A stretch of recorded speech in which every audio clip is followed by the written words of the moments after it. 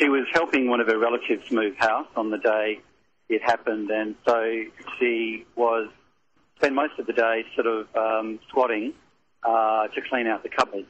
And she noticed her legs were becoming increasingly uncomfortable as the day went on, but she had a job to do, so she kept doing it. And then later that day, after some hours of this, she went for a walk and noticed that her ankles and feet were very weak and numb. She eventually tripped and fell in a park and was unable to get up again and unable to call anyone for assistance because I think by this stage it was dark. So she was basically there for some hours before she was able to eventually crawl to the side of the road, hail a cab and present herself to the Royal Adelaide Hospital. Her jeans had to be cut from her legs because her calf muscles in particular were so swollen and they couldn't remove the jeans any other way.